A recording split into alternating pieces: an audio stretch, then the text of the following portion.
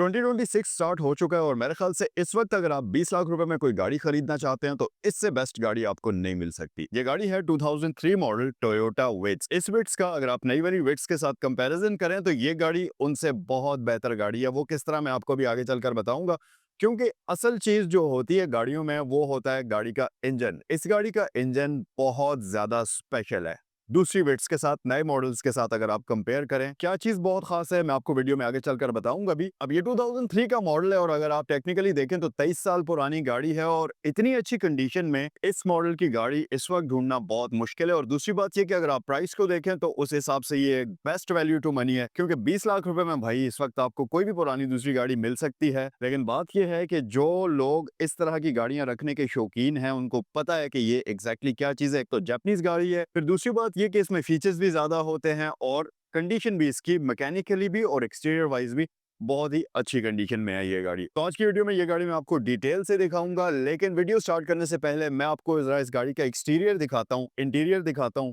ताकि आपको इसकी लुक्स का भी अंदाजा हो जाए और फिर आते हैं हम इसके डिटेल्ड वॉक अराउंड की तरफ। लेकिन उससे पहले एक छोटी सी रिक्वेस्ट है कि चैनल को सब्सक्राइब कर लें, क्योंकि मेरे चैनल के ऊपर इसी किस्म की इंटरेस्टिंग वीडियोस आपको देखने को मिलती रहती हैं। और ये गाड़ी सेगल मोटर्स पर मौजूद है, तो अगर ये वीडियो आपको अच्छी लगे, आप इस गाड़ी को खरीदना चाहते हो, तो ये जो नंबर्स स्क्रीन पर आपको दिए गए हैं इन पर आप कॉल भी कर सकते हैं। तो चलें पहले मैं आपको इस गाड़ी के एक्सटीरियर इंटीरियर दिखाता हूँ और फिर हम आते हैं डिटेल्ड वॉक अराउंड की तरफ। ये गाड़ी टोयोटा विट्स की फर्स्ट जनरेशन है और ये बेसिकली सब कॉम्पैक्ट हैचबैक की कैटेगरी में फॉल करती है। अगर मैं इसके चेसिस कोड की बात करता चलूं तो ये XP10 और XP20 इसका चेसिस कोड था और पूरी दुनिया के डिफरेंट कंट्रीज में इस गाड़ी को डिफरेंट नामों से इंट्रोड्यूस किया गया। जैसा कि यूरोप में ये गाड़ी टोयोटा यारिस थी, इसी तरह Oceania, north America, Hong Kong, Singapore और फिलीपीन में ये गाड़ी टोयोटा इको के नाम से थी। इसकी प्रोडक्शन जनवरी 1999 से लेकर 2004 दिसंबर तक हुई और डिफरेंट किस्म के इंजन्स इस गाड़ी में इंट्रोड्यूस किए गए, जिसमें 1 लीटर 1SZ FE इनलाइन 4 था,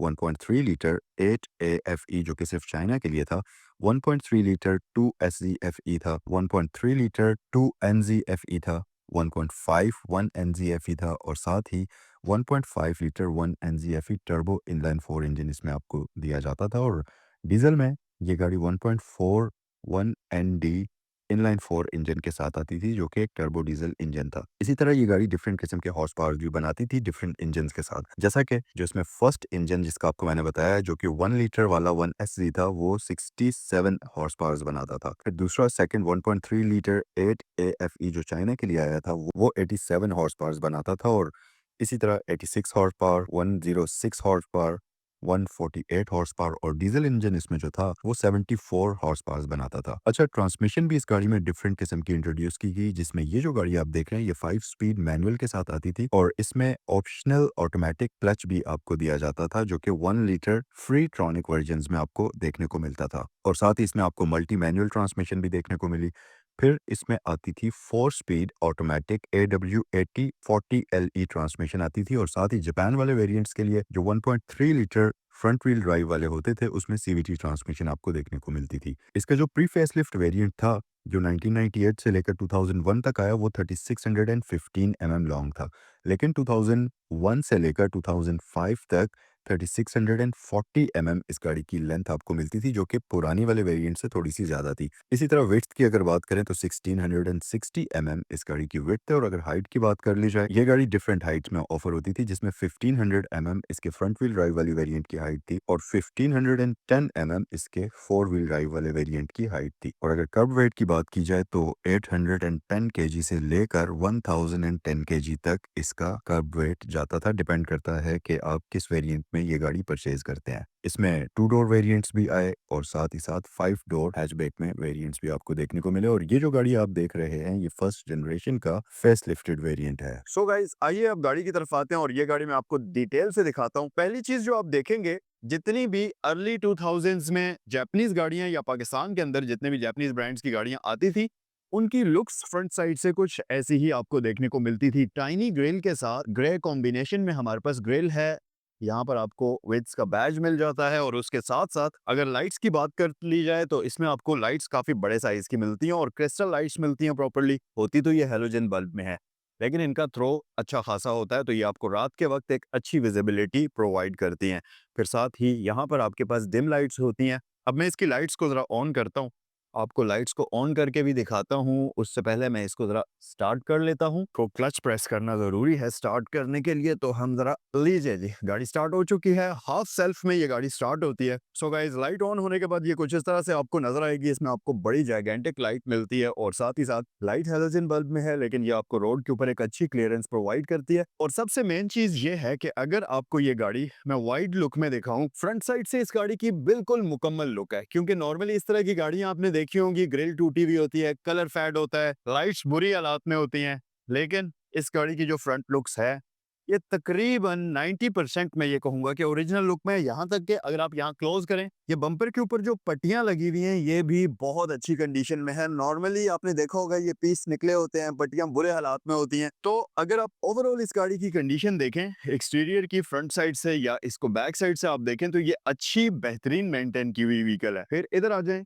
एक और चीज आपको दिखाते हैं, वो ये कि साइड पर इस गाड़ी में अलॉय रिम्स आपको प्री इंस्टॉल्ड मिलते हैं। तो ये चीज भी इसमें आपको बाद में नहीं लगवानी पड़ेगी। सेम अगर आप डोर्स के ऊपर आ जाएं, तो आप देखेंगे कि डोर्स की तमाम ट्रिमिंग, नीचे वाली तमाम ट्रिमिंग, जो इसकी साइड स्कर्ट्स हैं, हर एक चीज कंप्लीट कंडीशन में है। रेन वॉइजर्स प्री इंस्टॉल्ड हैं। तो मतलब इस गाड़ी में आपको आफ्टर मार्केट लिटरली कोई भी काम करवाने की जरूरत नहीं है। और अगर रियर साइड की बात करें तो आ जाएं जी, मुकम्मल कंप्लीट बैक, कोई चीज मिसिंग नहीं है, कोई लाइट टूटी हुई नहीं है, कोई बैज मिसिंग नहीं है। मेन चीज ये होती है कि अब जाहिर है इतनी पुरानी 23 साल पुरानी गाड़ी है, तो माइनर पेंट के टचअप्स आप एक्सपेक्ट कर सकते हैं इन गाड़ियों में, लेकिन ओवरऑल ये गाड़ी बहुत अच्छी कंडीशन में है। कहीं आपको टूट फूट नजर नहीं आएगी, हर एक चीज वर्किंग ऑर्डर के अंदर है। ये आप देखें, स्पॉइलर काफी खूबसूरत इसके ऊपर इंस्टॉल्ड है, ग्रे कलर में। हमारे पास यहाँ पर एंटीना मौजूद है। आमतौर पर इस तरह की गाड़ियों में ये जो एंटीना आप देखेंगे ना, ये टूटा होता है या सिरे से होता ही नहीं है, या टूटा हुआ होता है। तो ये गाड़ी आपको तकरीबन तकरीबन जो है ना अपनी पूरी मुकम्मल कंडीशन में मिलती है। फिर रियर लाइट्स ये देखें आप प्रॉपर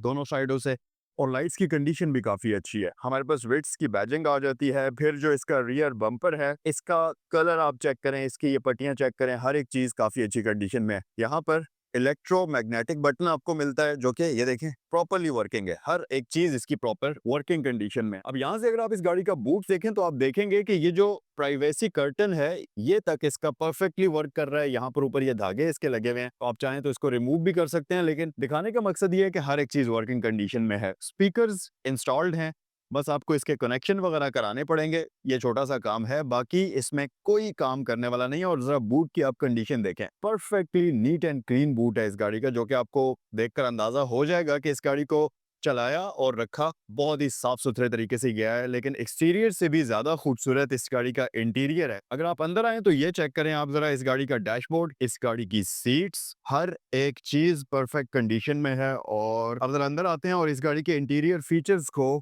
हम एक्सप्लोर करते हैं। वीडियो में मैंने आपको बताया था कि इस गाड़ी का इंजन किसी भी दूसरी नए आने वाली विट्स से, जो 2005 के बाद मॉडल्स आए हैं, उनसे डिफरेंट है। वो इस तरह कि 2005 के बाद जितनी भी विट्स आई हैं, उनके इंजन के बारे में ये कहा जाता है कि वो एक डिस्पोजेबल टाइप का इंजन है, जो कि लाख किलोमीटर्स के बाद वैसे ही फारिग हो जाता है। इस गाड़ी के बारे में वो वाला केस नहीं है, क्योंकि इस गाड़ी में मिलता तो आपको 1000 सीसी का ही इंजन है, लेकिन इसमें आपको एक तो 4 सिलेंडर इंजन मिलता है, जबकि नई गाड़ी में 3 सिलेंडर इंजन आता था, जिसकी वजह से वो इंजन ज्यादा हाई रेव करता था, वाइब्रेशंस के इश्यूज होते थे। लेकिन इस गाड़ी में अब आप ये देखें कि गाड़ी आइडलिंग पोजीशन पर है और स्टीयरिंग के अंदर आपको जीरो वाइब्रेशन फील हो रही है। नॉर्मली जब आप 3 सिलेंडर वाली गाड़ी आइडलिंग पर, इतनी पुरानी गाड़ी अगर आप आइडलिंग पर छोड़ते हैं, तो स्टीयरिंग उसका लिटरली ऐसे कांप रहा होता है। अब आप इसका स्टीयरिंग देखें और आपको ऐसा लगेगा स्टीयरिंग को टर्न करते हुए कि आप कोई बड़ी सेडान चला रहे हैं, क्योंकि ऑब्वियसली इसमें इंजन तो 4 सिलेंडर वाला ही है, जो सेडान्स में आता है। तो इस वजह से इस गाड़ी की फील कंप्लीटली डिफरेंट है। फिर दूसरी बात ये कि इसका इंजन काफी पायदार है, जो कि लंबे अरसे तक चलने के लिए डिजाइन हुआ होता है। तो ये उस मामले में भी काफी रिलायबल किस्म की गाड़ी है। अब हम आते हैं फीचर्स की तरफ। सबसे पहली चीज, हमारे पास यहाँ पर लेदर स्टिच्ड स्टीयरिंग व्हील इस गाड़ी के अंदर आपको मिलता है, और ये स्टॉक लेदर स्टिच्ड है, बाद में आफ्टर मार्केट नहीं लगा हुआ, ठीक है। ओरिजिनली स्टिचिंग आप इसकी देख सकते हैं। एयर बैग हमारे पास मौजूद है। 3 स्पोक स्टीयरिंग इस गाड़ी में आता है। एडजस्टमेंट हम चेक कर लेते हैं कि इसमें आती है या नहीं आती। आमतौर पर छोटी गाड़ियों में तो होती नहीं है। ओके, यहाँ पर हमारे पास है तो सही, टिल्ट एडजस्टमेंट हमारे पास मौजूद है, तो आप अपनी हाइट के मुताबिक इसकी हाइट को भी ऊपर नीचे कर सकते हैं। फिर स्टीयरिंग की राइट साइड पर अगर आप देखें, तो आपके पास, क्योंकि इसमें इलेक्ट्रॉनिक साइड मिरर्स आते हैं, तो उसके कंट्रोल्स हैं। और सबसे बड़ी बात यह कि इसमें जो साइड मिरर्स हैं वो ऑटो रिट्रैक्टेबल फीचर के साथ आते हैं। फिर नीचे आ जाएं तो आपके पास यहाँ पर एक बड़ी स्टोरेज कंपार्टमेंट है। अब अगर मैं स्टोरेज स्पेस की बात करूं तो ये एक बड़ी प्रैक्टिकल किस्म की गाड़ी है, क्योंकि यहाँ नीचे आपके पास स्टोरेज स्पेस बन जाती है।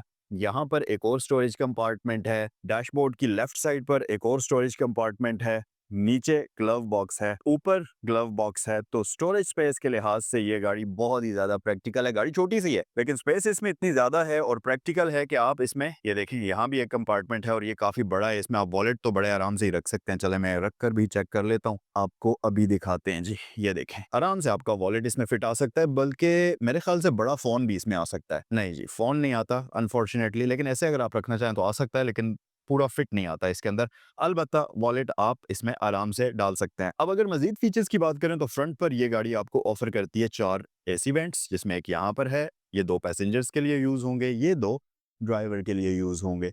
फिर साथ ही अगर मैं क्लस्टर की बात करता चलूं तो अभी ये गाड़ी चली हुई है 96,800 किलोमीटर। 23 साल पुरानी गाड़ी से आप इतना तो एक्सपेक्ट कर ही सकते हैं। और जब आप इस गाड़ी की कंडीशन देखेंगे तो आपको अंदाजा हो जाएगा कि भाई मीटर टेम्परिंग वाले सीन भी इस गाड़ी में नहीं है, क्योंकि ओरिजिनली जैसी इस गाड़ी की कंडीशन है उसके हिसाब से ही इस गाड़ी के माइलेज भी शो होते हैं।